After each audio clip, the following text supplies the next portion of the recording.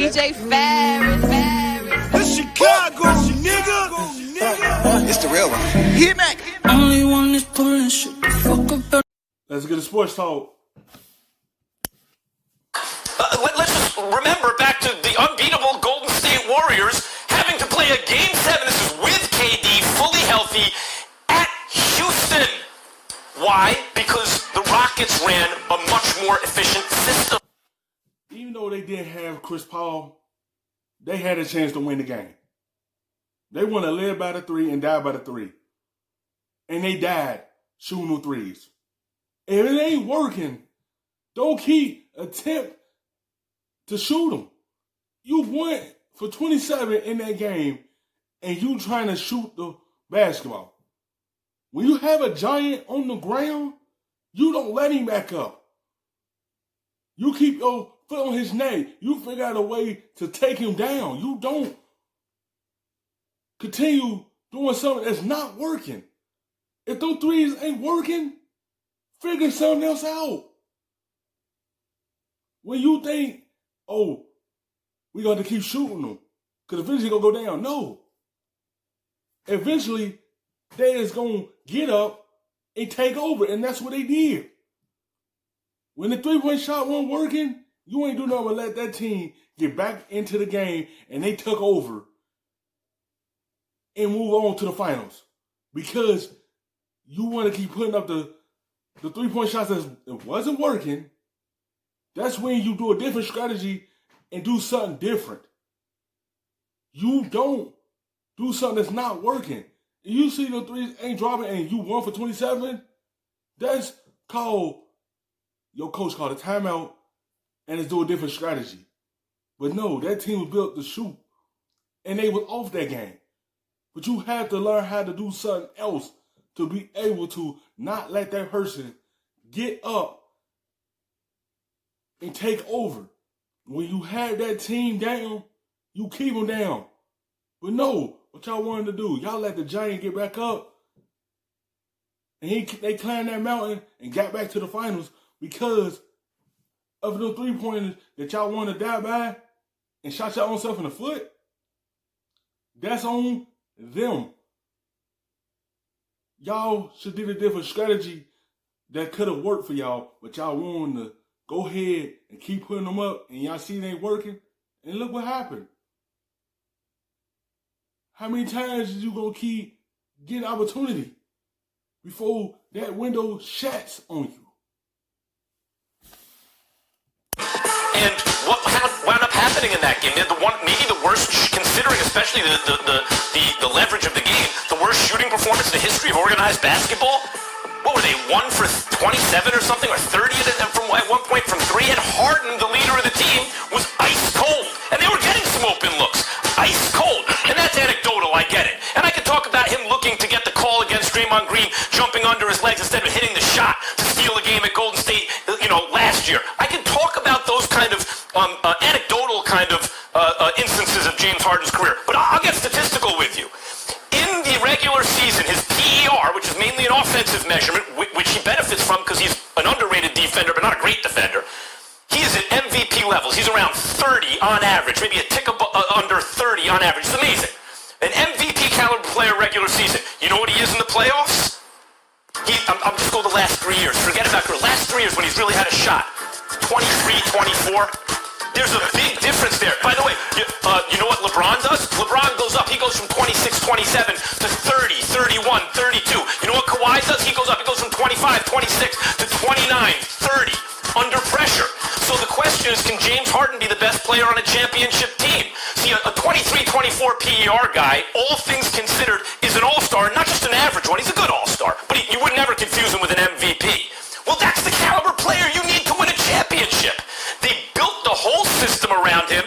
MVP partners aren't growing on trees. He usually has at least an all-star partner who can go get his own shot. He has a team constructed around him of shooters and a coach that gives him the ball and says, we're going to make this the most efficient offense ever, and we're going to put the ball in your hands. He's been unable to get that done. It's not Daryl Morey's fault. It's not Chris Paul or Russell Westbrook or Clint Capella or any of the shooters' fault. It is James Harden's fault.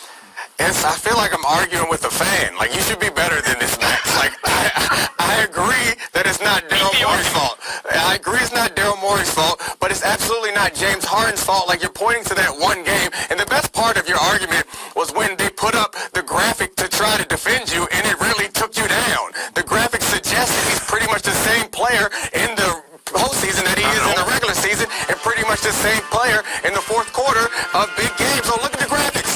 Those numbers are pretty much the same throughout the course of that. So he is the same player. Excuse me, wait, hold on. If you want to talk about Dominic, let's be accurate. They're not, Nick. Let's be accurate. This is career. He has not always had a chance to win a championship in his career. I'm going to let. Could he put all his energy in the regular season? Because when he get to the playoffs, he's gassed out.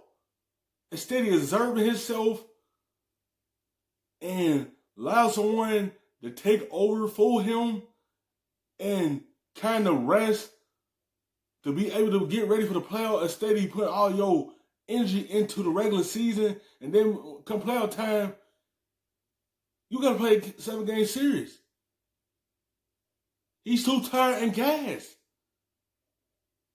That's why they put another guy near him so he could be able to let that guy take over so he could exert his energy and be 100% ready to go, not gassed out when playoff time comes. And that's how it's always been for him. But he still put up some good numbers in the playoffs. It just, he be so tired from doing all he in the regular season.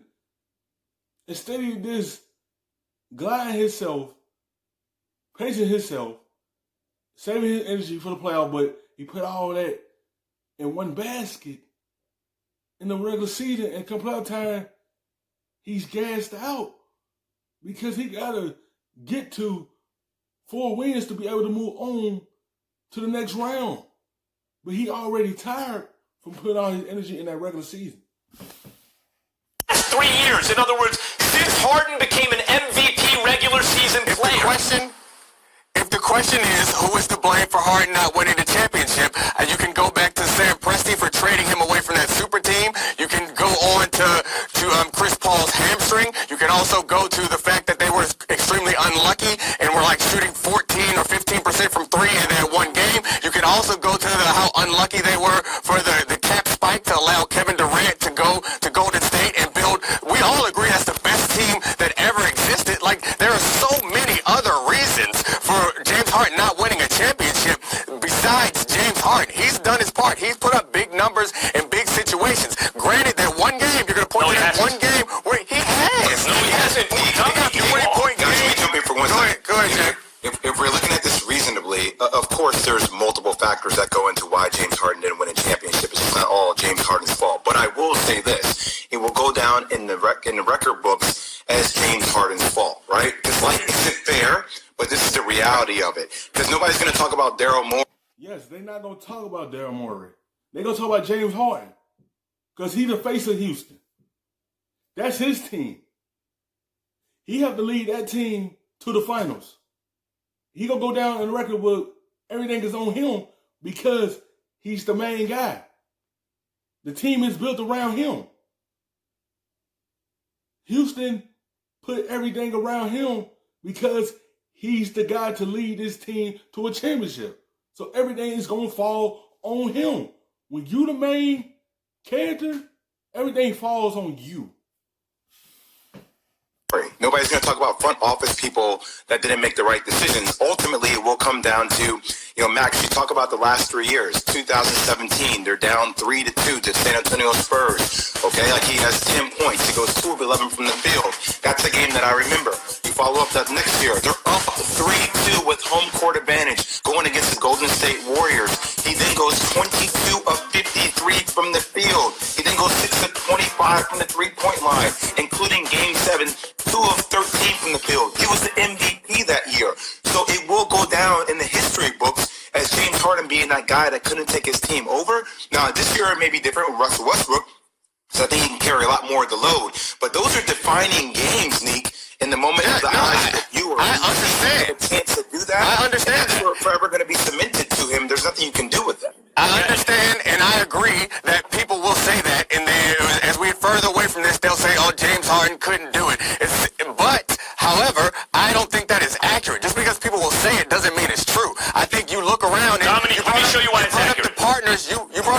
partners that he had in this situation running for the championship. Look at the teams that he came up against that beat him. Those people, or those players, those star players had much better stars around them. And he has not been necessarily supported, but I don't think it's Daryl Morey. So, go ahead.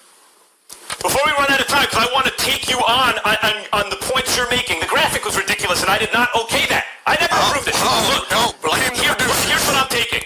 Since the Rockets got D'Antoni, and the ball was put in Harden's hand in a different way, and he ascended to MVP level. I'm not counting it against him when he was a six-man and performed poorly, by the way, with the baby super team Thunder. I mean, since he became an MVP, last 3 seasons, the good news is he's trending in the right direction in the playoffs. He's getting a little better every year. But here's the reality. He has a precipitous fall from clearly MVP level, and I'm just going by the numbers, on offense during the regular season to not even the next thing to an MVP, to a good... He needed a guy that's on the level that he is. I'm talking about far as not colliding with him. Understand this is his team. Westbrook and him are good friends. So he understands this is James Harden team. I'm not going to go in there thinking this is my team and I want to be able to take over everything. Dwight Howard wanted to get the ball more. He wanted to be his team. And they bump heads. That's why it can't work. Is Dwight Howard had the same mindset he have now, like he had with the Lakers, it would have been a big difference for James Harden. But when you at that stage that you feel like I need more touches in this to be my team, Chris Paul, they bump heads. That's why that couldn't work. Chris Paul need the basketball in his hands. That's why it couldn't work. And then Chris Paul felt like it could have been his team. He was just bumping heads with 2 guys. That's why it couldn't work. That's why it could work with Westbrook, because Westbrook understands this is his team. But James Harden is deferring to Westbrook and let him lead. And you see, he let Westbrook lead how this team changed. And he understands that I'm going to let him lead. But us will also understand it's the hardest team. All-star. It's still a nice player, but not a guy good enough to be the best player on a championship team. It is 3-year sample size, many games played, and it is a clear pattern. It's the opposite pattern of LeBron James and Kawhi Leonard, who win championships. I'm just going by I disagree with this, Max. I think he can be a player in a championship team. Unfortunately for James Harden, he'll forever be stained by being up 3-2 with home court advantage and that horrific shooting slump that he had in those last 2 games that couldn't get them over the hump. That's forever going to be with him, guys. Let's be honest about this until he wins the championship. But here's the good news. Guys, he's got a chance to redeem himself. A conference room.